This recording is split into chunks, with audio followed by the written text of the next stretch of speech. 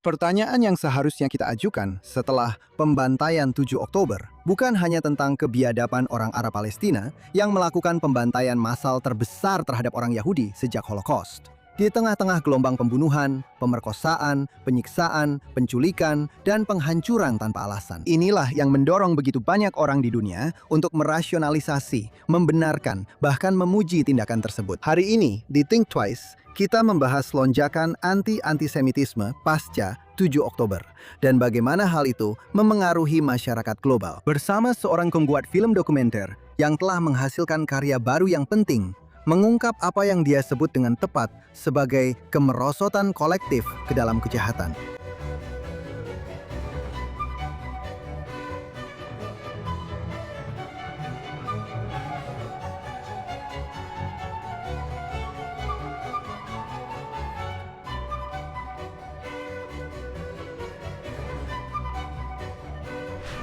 Halo dan selamat datang di Think Twice. Banyak upaya telah dilakukan untuk mencoba menjelaskan bukan hanya apa yang terjadi pada 7 Oktober 2023, tetapi juga mengapa dan bagaimana memahami akibatnya. Apa yang telah kita saksikan dalam hampir 3 tahun sejak serangan warga Arab Palestina yang dipimpin Hamas terhadap Israel dan kekejaman tak terkatakan yang terjadi hari itu, bukan hanya peningkatan dukungan terhadap kebencian terhadap Yahudi, tetapi juga bagaimana hal itu telah menjadi arus utama di media dan budaya. Setelah berdirinya negara modern Israel, anti-Zionisme, sebuah gerakan yang berupaya menolak hak-hak orang Yahudi yang tidak akan terpikirkan untuk ditolak kepada siapapun, selalu tidak dapat dibedakan dari anti-antisemitisme. Namun hal itu telah terbukti kembali melalui reaksi terhadap peristiwa 7 Oktober dan mengapa kebencian terhadap Yahudi tidak hanya menjadi hal yang biasa, tetapi juga dapat diterima di masyarakat liberal dengan cara yang tidak banyak orang duga sebelumnya.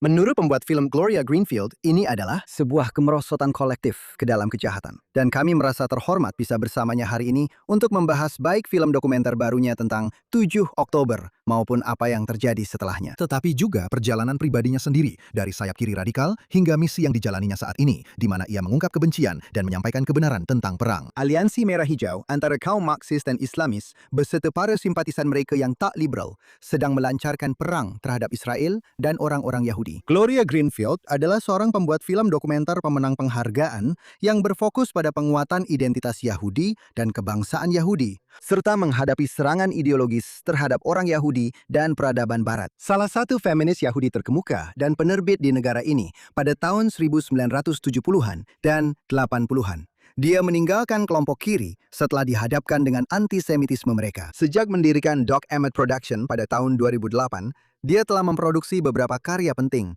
termasuk The Case for Israel, Democracy's Outpost pada tahun 2008, Unmasked Judeophobia pada tahun 2011, Body and Soul, The State of the Jewish Nation pada tahun 2014, The Fight of Our Lives, Defeating the Ideological War Against the West pada tahun 2018, Civilization in the Danger Zone pada tahun 2022, serta yang terbaru, film dokumenter yang baru saja dirilis, A Collective Descent into Evil, The Lethal Obsession with Jews and the Jewish State, yang saat ini sudah tersedia untuk streaming. Gloria Greenfield, selamat datang di Think Twice. Mengapa hal ini terjadi pada saat itu? Tanpa memahami ideologi, strategi, dan tujuan musuh-musuh kita, dan juga memahami bahwa mereka yang menjadi musuh kita bukan hanya musuh kita saja. Mereka juga merupakan musuh dunia bebas dan semua orang yang tidak menganut ideologi mereka. Saya pikir akan sangat penting untuk menghadirkan kembali para ahli yang paling fasih berbicara, para cendekiawan,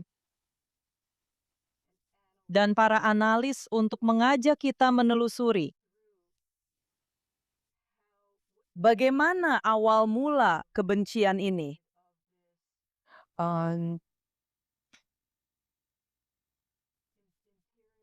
Teror imperialis hingga ke tempat kita berada saat ini. Ini bukan hal baru. Mungkin beberapa metodenya berbeda. Namun secara umum, Kita sudah pernah mengalami ini sebelumnya. Generasi kita sebelumnya sudah pernah mengalami ini. Tapi ini sedang terjadi dengan kecepatan yang sangat tinggi sekarang. Jadi sangat penting bagi kita untuk memahaminya dan melawannya dengan efektif.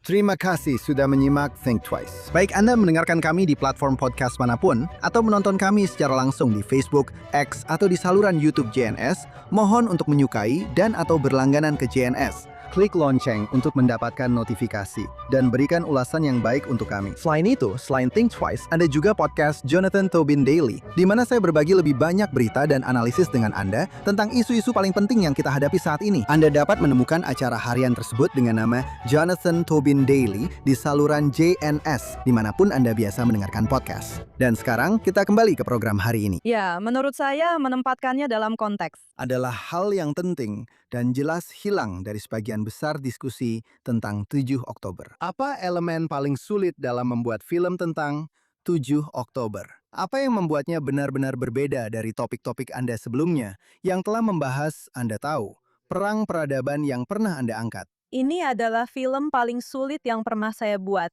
Paling sulit bagi saya sendiri karena kebiadaban dan kekejaman, serta kengerian di dalamnya, dan juga saat mengerjakannya. Mengerjakannya tanpa jeda. Secara emosional, itu sangat-sangat sulit bagi saya. Tapi untungnya, saya dibesarkan untuk menjadi seorang pejuang, dan saya mengerti bahwa ini mungkin adalah film terpenting yang pernah saya buat. Dan saya harus melewatinya dan melakukannya sebaik mungkin. Dan untungnya, seperti yang sudah saya katakan, saya bisa melewatinya dan bekerja dengan materi itu, karena saya memiliki orang-orang terbaik di film ini. Dan memang, para analis, para jurnalis, para cendekiawanlah yang menonjolkan pemahaman luar biasa mereka. Ya, saya benar-benar bisa melihat bagaimana hal itu sangat traumatis untuk benar-benar menyelami apa yang sebenarnya terjadi dan bagaimana semuanya terungkap. Bahkan hingga akibat-akibat setelahnya, Anda tahu. Dan sebenarnya Anda tahu banyak orang. Dan Anda tahu, kebanyakan orang belum pernah melihat film-film paling grafis yang mendokumentasikan apa yang sebenarnya terjadi. Jelas, Anda sudah melihatnya. Jurnalis seperti saya juga sudah melihatnya. Tapi bagi banyak orang, itu hanya sebuah abstraksi. Itu hanya sebuah tanggal. Itu hanya sebuah topik. Dan sebuah topik yang Anda tahu, banyak orang bisa saja dengan cepat melupakannya. Tapi untuk benar-benar terlibat di dalamnya, pasti sangat melelahkan. Ya, saya rasa hal lain yang saya bawa ke sini adalah bahwa ini bukan hanya tentang 7 Oktober. Sekali lagi, ini Anda tahu, sejarah terbentuknya kebencian ini, aktivitas imperialis ini dari para jihadis dan orang-orang bodoh yang dimanfaatkan mereka, para radikal barat. Tapi ini juga apa yang terjadi setelahnya. Dan ini bukan hanya tentang apa yang terjadi setelahnya di universitas. Tapi ini benar-benar menggambarkan. Ini benar-benar menggambarkan long march. Yang kami sebut long march. Long march ke dalam masyarakat. Dan ini juga kamu tahu.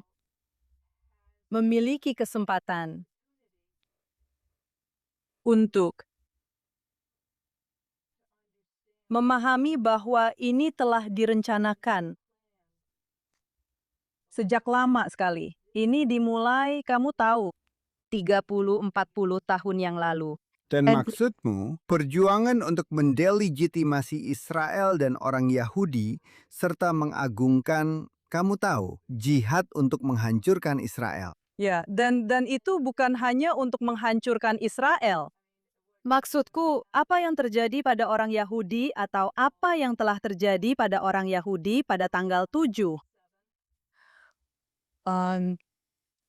telah terjadi pada umat Kristen Afrika di Nigeria dan negara-negara lain di Afrika. Ini bukan hanya tentang menghancurkan orang Yahudi dan menghancurkan Israel.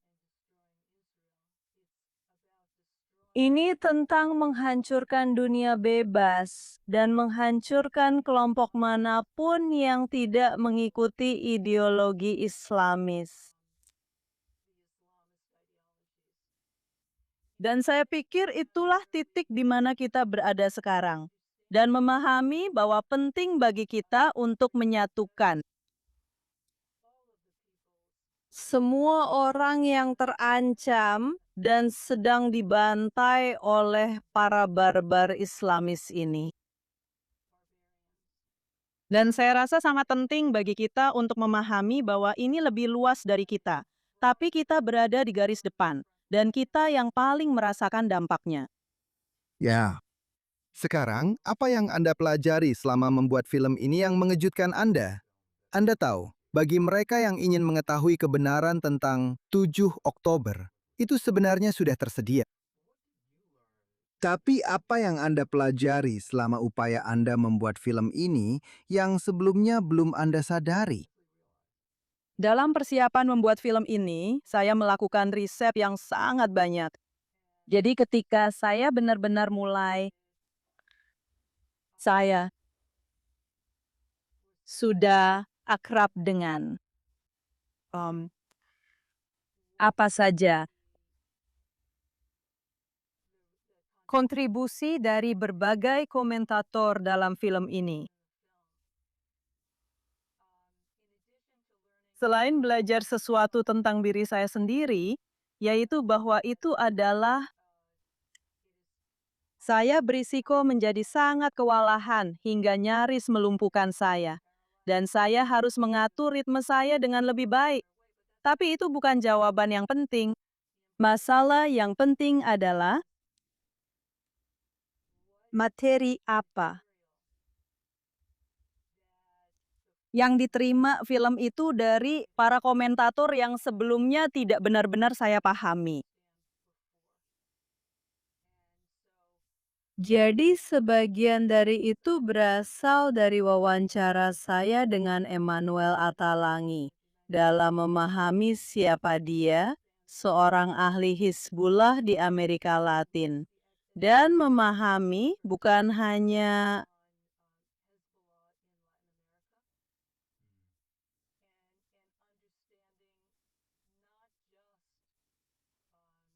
bahwa mereka merupakan ancaman besar bagi Amerika Utara, yang memang saya ketahui, tapi ada hal-hal yang belum saya ketahui. Kemitraan yang sedang berlangsung di Amerika Latin dengan Hizbullah, kemitraan dengan Rusia dan pesawat-pesawat mereka. Saya tidak tahu bahwa beberapa pesawat itu membawa orang-orang ke negara ini secara ilegal. Jadi ada hal-hal seperti itu yang benar-benar membantu saya menghubungkan titik-titik yang sebelumnya belum saya hubungkan. Itu bukan satu-satunya, ada banyak sekali hal-hal seperti itu.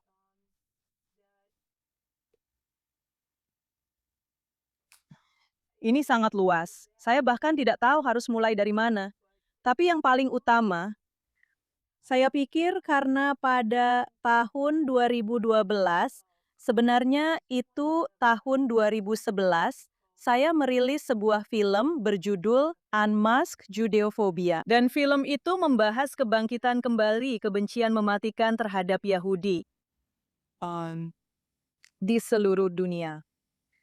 Dan saat itu sepertinya memang benar-benar, ya, buruk. Jadi di sini, dan aku tidak tahu, itu bukan.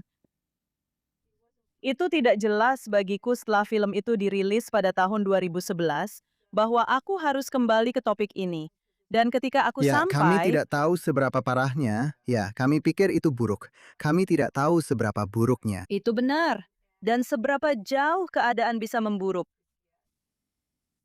Dan ketika aku melihat tahun 2011 sekarang, rasanya seperti, dan aku tahu ini mungkin terdengar buruk untuk diucapkan. Tapi kalau aku melihat kembali dan membandingkannya, tahun 2011 itu terasa sangat mudah.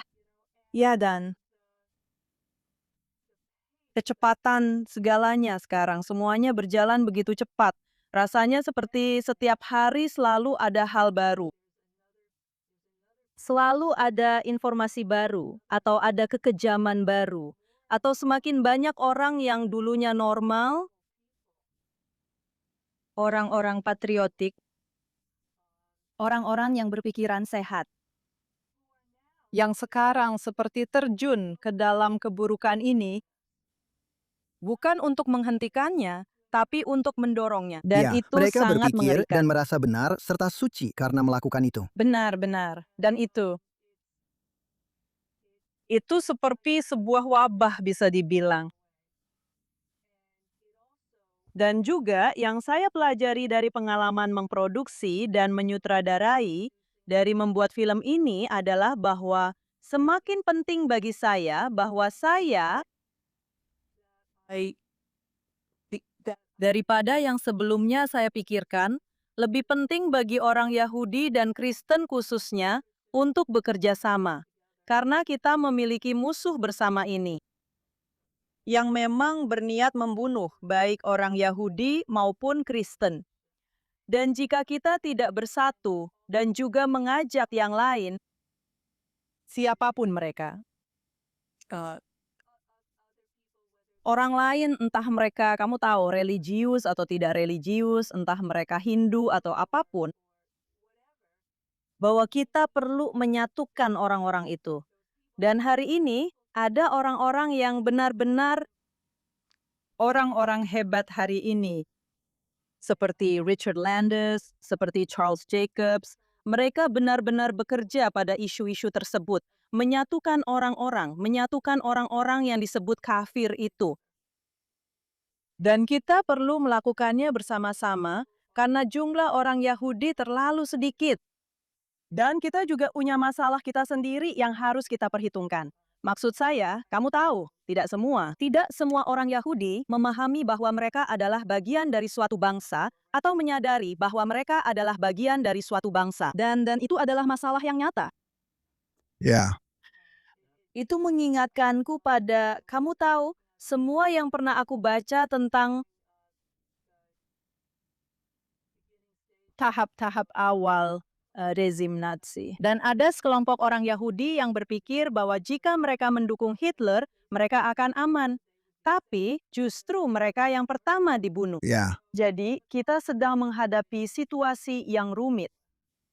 Sangat benar. Sekarang, lonjakan antisemitisme pasca 7 Oktober jelas telah memperlihatkan kerusakan moral di pihak kiri yang kamu bahas dalam film ini. Dalam dekade terakhir, kita menyaksikan kemenangan kelompok ekstremis ideologi kiri. Saat mereka menyelesaikan, seperti yang kamu sebutkan sebelumnya, mars panjang mereka melalui institusi-institusi Amerika yang berpuncak mungkin pada kepanikan moral selama musim panas Black Lives Matter tahun 2020.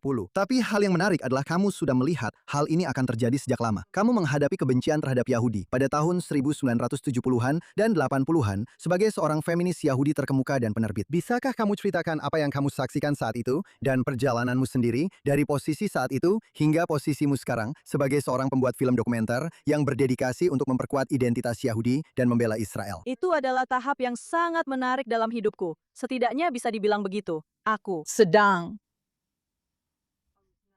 sangat naif dan pada dasarnya seperti banyak orang lain, tidak semua, tapi ada banyak orang lain yang juga terbawa dalam gerakan ini. Dan ada bagian-bagian dari gerakan itu yang masuk akal. Bagian-bagian dari gerakan perempuan yang memperjuangkan hak yang setara.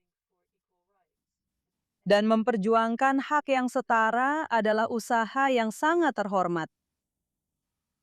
Tapi seperti halnya dengan gerakan apapun, radikalisme bisa muncul dan itu memang terjadi. Dan saya terlibat dalam feminisme radikal. Dan saya mengalami banyak kebencian terhadap Yahudi. Dan sayangnya pada saat itu, dalam gerakan feminis radikal, kebencian utama terhadap Yahudi yang saya alami berasal dari feminis radikal kulit hitam. Audre Lorde dan yang lainnya. Dan Pat. Di konferensi, ini anti-Semit. Perempuan yang kebetulan berkulit hitam dan radikal akan mencoba mengintimidasi feminis radikal Yahudi. Dengan mengatakan bahwa ibu mereka harus membersihkan toilet ibu kami. Karena kami semua, kamu tahu, berasal dari keluarga kaya. Padahal ibu saya adalah petugas kebersihan di SMA saya. Dan saya punya pemahaman yang sangat realistis tentang apa yang sebenarnya hanyalah kebohongan menjijikan untuk menakut-nakuti kami. Jadi saya akan menghadapi itu. Dan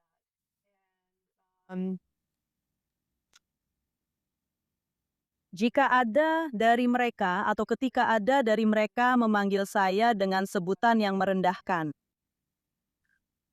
saya akan membalas dengan sebutan yang pantas. Sebutan yang merendahkan agar mereka mengerti bahwa seperti yang pernah dikatakan Menachem Begin, kita bukanlah Yahudi yang lututnya gemetar. Dan itu membuat saya itu mungkin membuat saya sekitar 1,5 tahun untuk memahami bahwa gerakan ini tidak bisa diselamatkan. Bahwa itu beracun. Jadi, saya mengucapkan selamat tinggal pada semua itu di sebuah unjuk rasa besar di San Francisco dan pergi. Dan itu. Sebenarnya meskipun saya benar-benar lega karena saya pergi,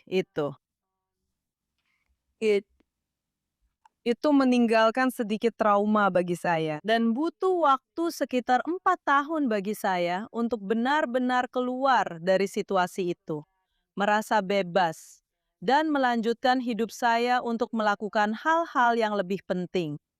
Ya, memang sudah jelas bahwa kelompok kiri neo-Marxis telah melancarkan perang yang sukses terhadap peradaban Barat dan orang Yahudi sejak masa Anda sebagai penerbit feminis. Tapi pertanyaannya adalah, mengapa begitu sedikit orang lain yang melihat ini akan terjadi? Atau memahami seperti yang Anda lakukan tentang apa itu dan kemana arahnya? Maksud saya, kita sedang membicarakan waktu yang sudah lama sekali. Anda tahu, di tahun 1980-an. Benar. Anda tahu, saya rasa generasi baru menemukan antisemitisme di kalangan kiri. Anda tahu, dengan Women's March, yang merupakan reaksi terhadap terpilihnya Donald Trump. Tapi itu terjadi lama setelah apa yang Anda alami. Kenapa hal itu tidak, seperti yang kita katakan sekarang, menjadi viral? Kenapa hal itu justru diabaikan? Ada harga mahal yang harus dibayar untuk keluar dari gerakan perempuan jika itu adalah seluruh hidupmu, jika itu adalah seluruh lingkunganmu. Karena memang ada begitu banyak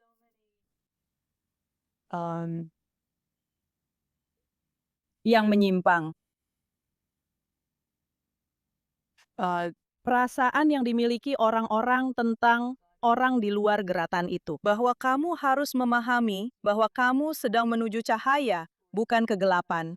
Kamu sedang meninggalkan kegelapan. Ya. Prasangka terhadap laki-laki prasangka terhadap perempuan yang memilih untuk memprioritaskan keluarga mereka. Terhadap perempuan yang sebenarnya menikmati tampil menarik. Maksudku itu hal yang gila, tapi keluar dari situ rasanya seperti masuk ke planet lain. Ya, itu rasanya seperti budaya yang benar-benar berbeda. Benar. Serious? Benar, itu seperti kultur dengan kosakata yang berbeda. Itu menarik. Aku sangat beruntung, harus kuakui, dengan cara aku dibesarkan. Aku dibesarkan oleh ayahku yang mencintai Israel. Dan aku ingat saat aku berusia 5 tahun dan duduk di pangkuannya.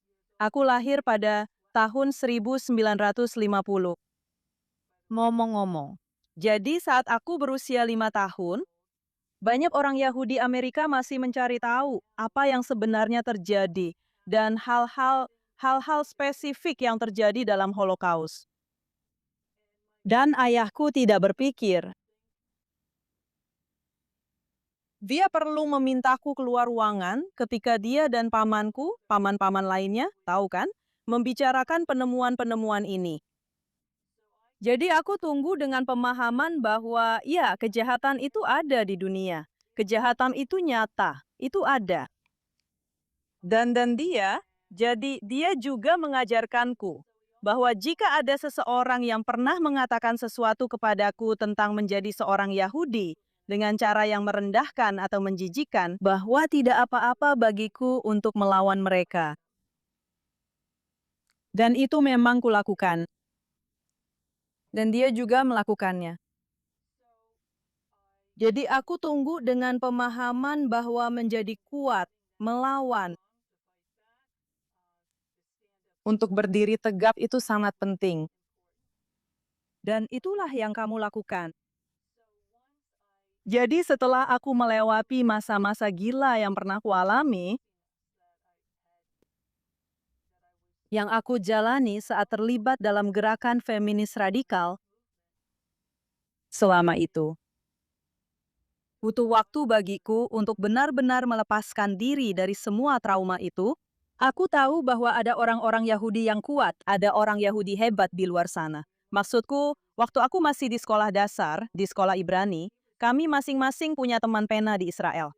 Teman penaku namanya Yafa Shalom, dan aku selalu ingin bertemu dengannya, tapi aku belum pernah.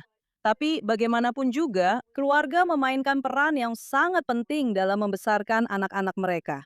Apakah anak-anak mereka akan tumbuh menjadi Yahudi yang kuat dan bangga?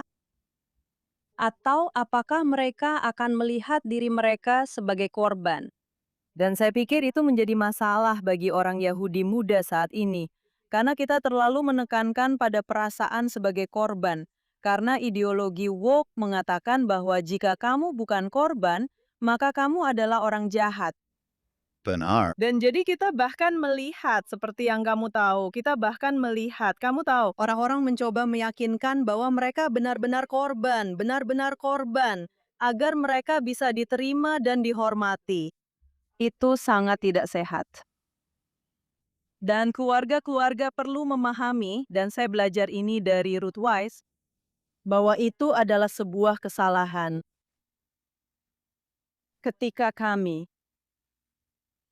hanya fokus pada Holocaust. Dan dia tidak mengatakan, dan saya juga tidak mengatakan, bahwa mempelajari Holocaust itu tidak penting. Tentu saja, itu penting. Tetapi mempelajari ketahanan kita juga penting. Ya, kita tidak bisa mendefinisikan. Kita tidak bisa mendefinisikan Yudaisme atau identitas Yahudi hanya dari Holocaust atau hanya dari penderitaan Yahudi. Benar. Jadi menurutku, penilaianku tentang bagaimana aku bisa keluar dan melangkah ke tempat di mana aku berada. Sekarang, aku tidak sedang membicarakan tentang kebencian terhadap Yahudi yang ada di luar sana. Tapi aku sedang membicarakan tentang bagaimana menjadi pribadi yang utuh lagi. Itu karena aku beruntung keluargaku tidak hanya mengajariku tentang Holocaust, tapi juga tentang perlawanan. Iya, begitulah.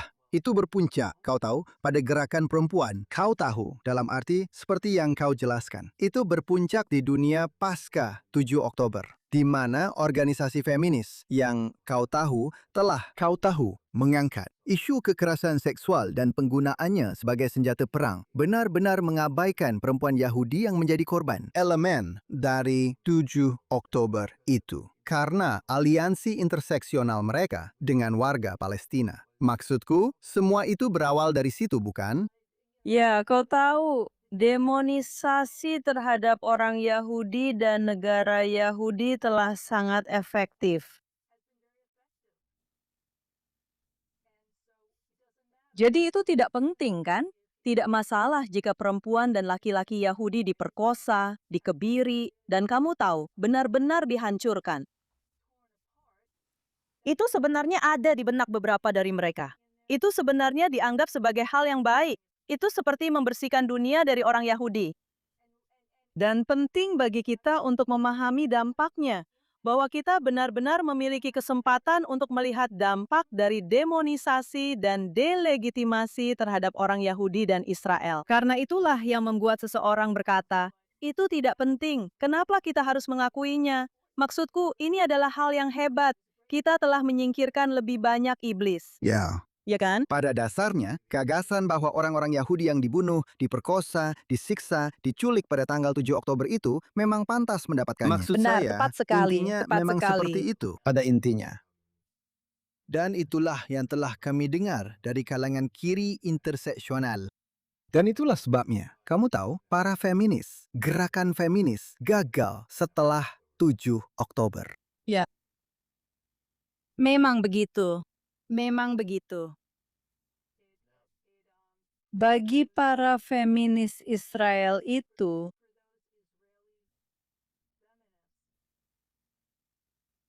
sangat menghancurkan bagi mereka karena mereka dikhianati. Mereka benar-benar berpikir bahwa mereka diterima oleh gerakan feminis global.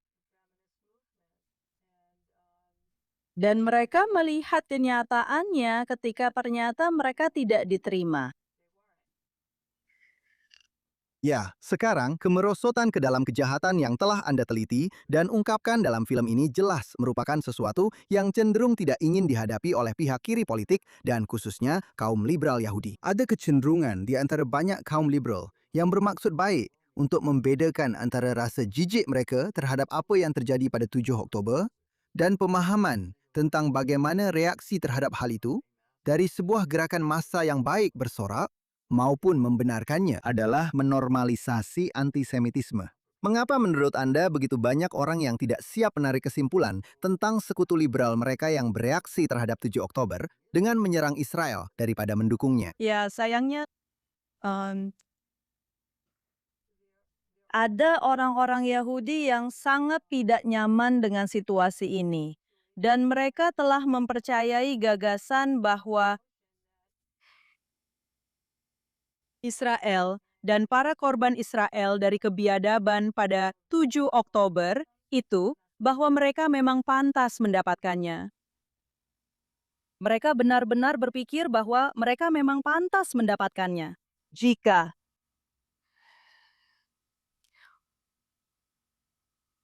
Jika mereka tidak sampai pada tingkat itu, dari mereka yang tidak sampai pada tingkat merasa seperti itu, ya, mereka berpikir para korban memang pantas mendapatkannya.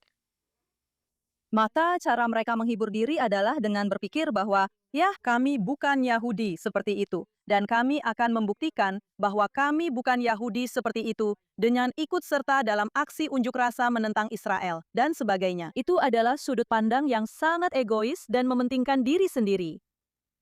Dan jika kamu tidak punya, jika kamu seorang Yahudi yang tidak punya, atau jika kebetulan kamu adalah seorang Yahudi, dan kamu tidak menganggap dirimu bagian dari suatu komunitas, maka tidak ada kesetiaan pada bangsamu. Benar? Dan kesetiaanmu kemudian bisa menjadi kepada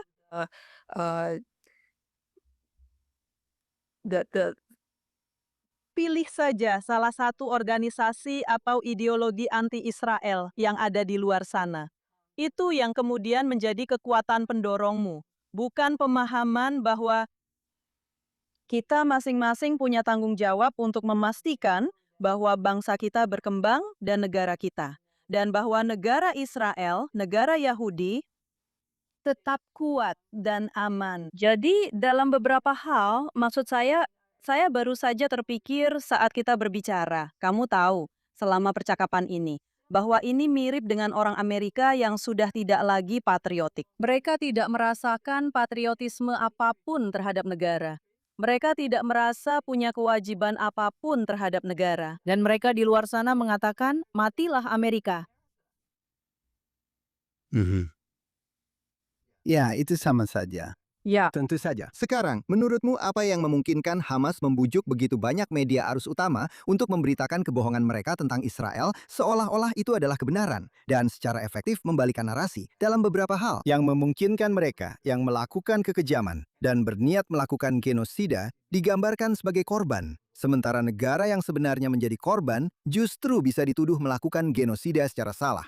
Dan hal itu menjadi, kamu tahu, pandangan umum kaum libero, bagaimana fitnah darah modern bisa menjadi arus utama dalam pandangan umum di kalangan kiri secara langsung di abad ke-21, tepat di depan mata kita. benar, ya mereka punya buku pedoman. Semua ini sudah direncanakan. Ini memang direncanakan. Kamu tahu, mereka sudah merencanakan ini selama bertahun-tahun dan sangat strategis. Jadi kalau kita melihat tahap-tahap dari propaganda, dan bukan hanya propaganda, tapi juga sekularisasi Barat. Termasuk terlalu banyak orang, persentase yang terlalu besar, di dunia Yahudi yang mengalami sekularisasi. Yang memungkinkan orang untuk berpaling baik dari ikatan mereka sebagai suatu bangsa maupun dari negara mereka. Dan itu memang sudah terjadi. Dan kita bisa melihat dampaknya, misalnya dari The New School dan Columbia, yang mengundang beberapa cendekiawan Eropa yang benar-benar merupakan bapak-bapak dari ideologi woke. Yang mendefinisikan Israel dan orang Yahudi sebagai kulit putih. Yang Itu sebenarnya tidak masuk akal, tapi begitulah cara orang berpikir. Dan seluruh generasi yang telah direndam dan didoktrinasi dalam, Anda tahu, dalam ide-ide ini, yang dulunya hanya ada di pinggiran, Anda tahu, dulu ketika Anda tahu, seorang penerbit feminis, sekarang sudah menjadi arus utama. Mereka mendominasi sistem pendidikan. Ya, mereka memang mendominasi. Dan sampai pada titik di mana untungnya, tapi belum cukup, orang tua mulai memahami bahwa sebagian, bahkan terlalu banyak dari universitas-universitas ini beracun. Dan kita tahu bahwa memang ada keluarga baik yang membesarkan anak-anak mereka dengan nilai-nilai luhur dan keyakinan Zionis yang kuat. Dan mereka pergi ke universitas dan mereka diracuni. Mereka diracuni. Dan saya pikir itulah mengapa organisasi seperti Tikva Fund yang benar-benar membangun institusi baru itu sangat penting. Ada organisasi lain, baik itu publik maupun swasta, yang berkumpul dan mereka mencoba untuk mendapatkan kembali tempat mereka di industri manapun yang mereka geluti. Entah itu hiburan atau apapun itu. Dan alih-alih melakukan apa yang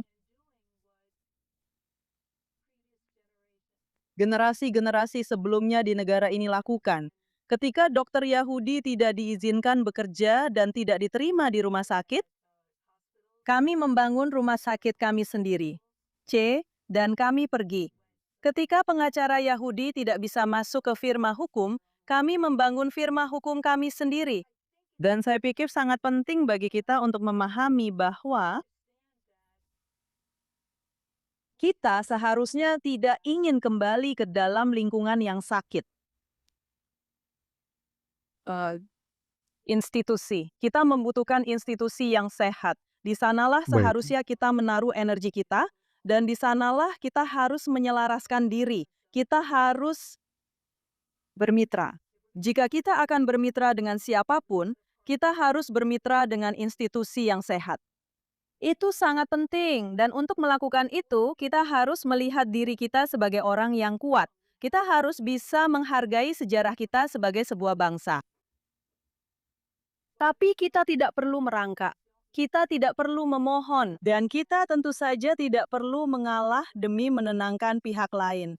Ya, sekarang konsensus di antara kalangan terpelajar, terutama di Amerika Serikat, bahwa Israel itu jahat dan orang Palestina adalah pihak yang baik, berakar pada penerapan teori ras kritis, interseksionalitas, dan kolonialisme pemukim ke dalam wacana politik. Namun bagaimanapun itu terjadi, saya rasa hal itu membuat banyak orang Yahudi merasa bahwa mereka benar-benar kalah jumlah dan terisolasi. Menurut Anda, apa yang bisa dilakukan orang Yahudi untuk menghadapi situasi yang Anda laporkan dalam film Anda? Saya pikir ada beberapa. Apakah kita ingin menyebutnya bangsa atau negara yang sebaiknya benar-benar ditinggalkan oleh orang Yahudi? Pertama-tama, menurutku itu sangat penting untuk ditegaskan. Maksudku, aku tidak berpikir bahwa aku pikir negara-negara seperti Perancis dan sepertinya Inggris juga harus dimasukkan ke dalamnya. Dan mungkin juga Jerman. Tapi kalau kita bicara tentang saat ini, sebuah negara seperti Amerika Serikat yang belum pasti, aku rasa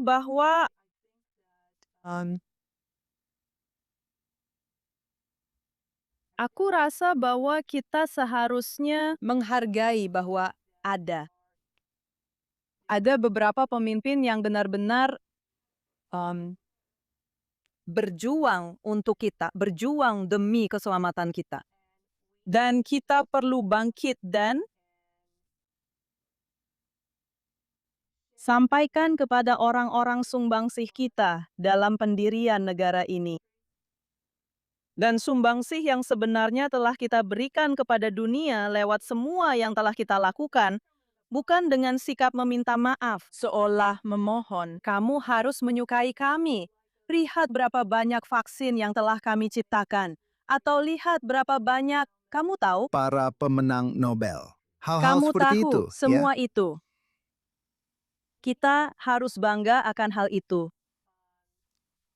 Tapi kita harus bangga akan hal itu untuk diri kita sendiri.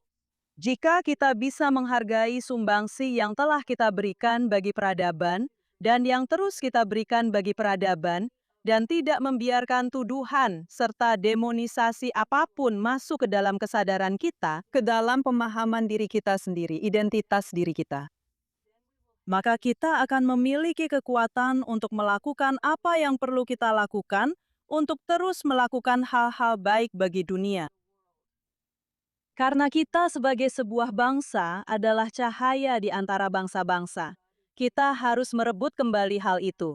Dan kita juga harus memahami bahwa kita membutuhkan rasa hormat pada diri sendiri. Bahwa jika orang-orang mencoba untuk menghancurkan kita, bahwa kita harus menjadi pejuang.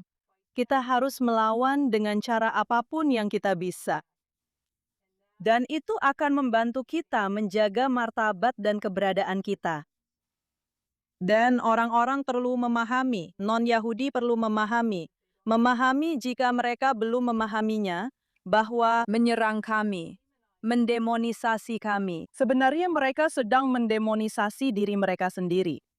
Dan kebencian mereka dipupuk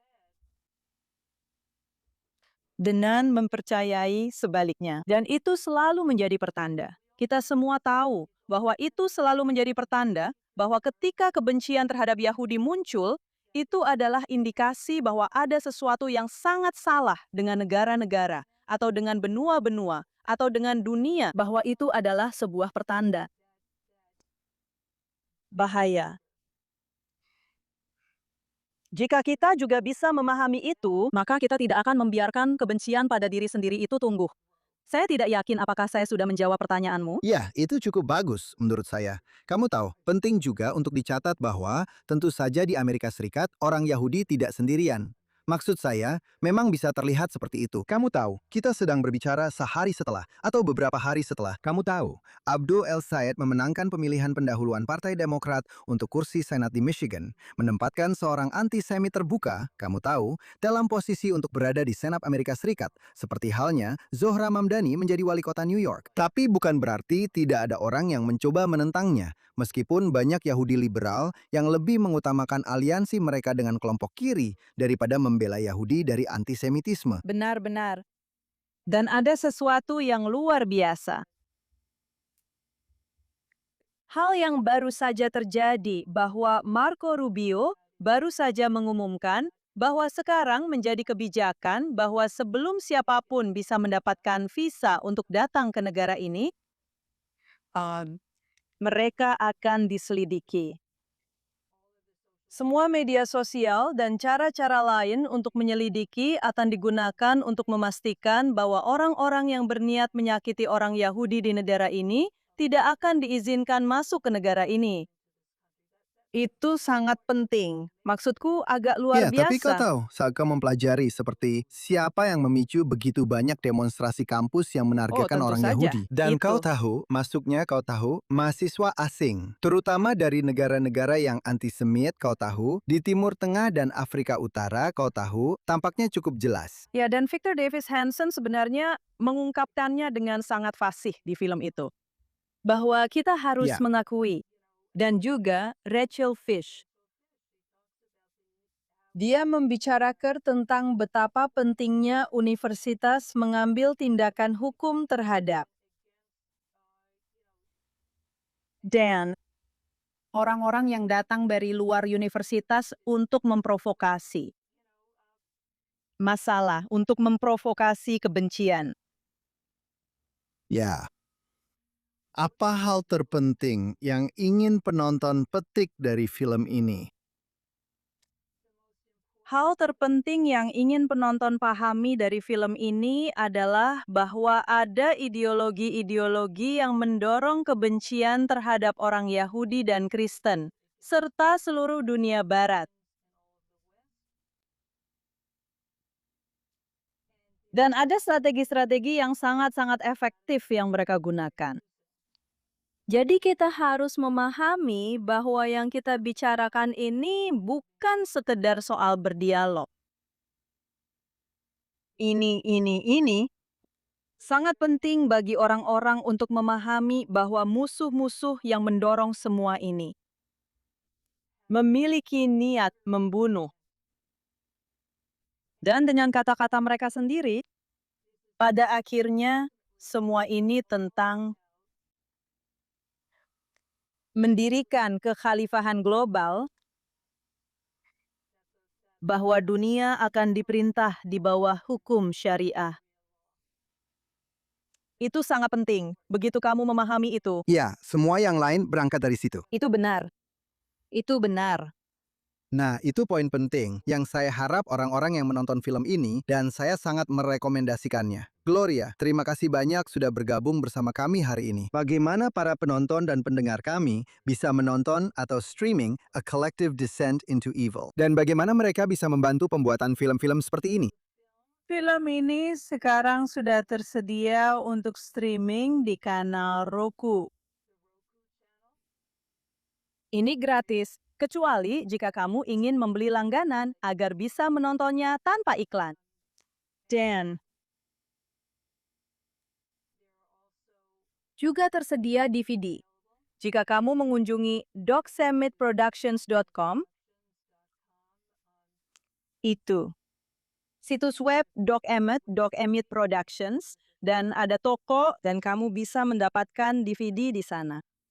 Kamu bisa mengatur pemutaran film untuk komunitasmu, Aku sangat senang datang dan berbicara tentang filmnya jika kamu mau. Tapi kamu juga bisa mengatur pemutaran film sendiri.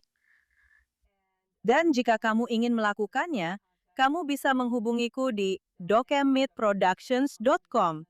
Kamu bisa mengirim pesan kepadaku lewat dashboard di sana. Dan ada komunitas-komunitas di mana saat ini filmnya tersedia di Amerika Serikat, Kanada, dan Inggris Raya, dan Meksiko on saluran Roku. Dan akan ada platform tambahan yang akan menayangkan film ini seiring berjalannya waktu. Dan saya sangat senang untuk mengatakan bahwa akan ada pemutaran film di Yerusalem pada tanggal 8 November di Pusat Menahem Begin. Kami bekerja sama untuk pemutaran tersebut. Dan jika Anda ingin tetap mengetahui di mana saja pemutaran film berlangsung, Anda bisa mengunjungi dokemmitproductions.com dan klik pada film tersebut. Maka Anda akan mendapatkan daftar pemutaran yang akan datang. Baiklah, itu sangat lengkap. Dan saya memang menyarankan para penonton dan pendengar kita untuk berusaha menontonnya. Ini adalah dokumente yang penting. Bolehkah saya menambahkan satu hal? Tentu, Itu bagian silakan. dari pertanyaan Anda. Anda bertanya bagaimana orang-orang bisa membantu dalam pembuatan film-film ini. Apakah itu $10 atau 6 digit, itu tidak masalah. Dengan memberikan donasi kepada organisasi seperti dokemmitproductions.com yang merupakan organisasi nirlaba berstatus 501(c)(3). Kamu memungkinkan kami untuk terus membuat film-film penting ini. Saya senang kamu menambahkan itu. Itulah yang memang ingin kami sampaikan. Kami juga ingin berterima kasih kepada penonton kami. Jangan lupa untuk mendengarkan Jonathan Tobin Daily Edition setiap hari yang bisa kamu dengarkan di platform podcast manapun yang kamu gunakan. Dan apakah kamu mendengarkan kami di salah satu platform itu atau menonton kami secara langsung di Facebook, X, atau di kanal YouTube JNS? Silahkan like dan atau subscribe ke JNS. Klik lonceng untuk notifikasi dan berikan ulasan yang baik untuk kami. Silakan tulis kepada kami ke thinktwice@jns.org dan beritahu kami di mana kamu mendengarkan atau menonton acara ini serta pendapatmu tentangnya. Dan ingat, teruslah membaca dan berpikir sendiri. Dan kami akan bertemu lagi denganmu segera.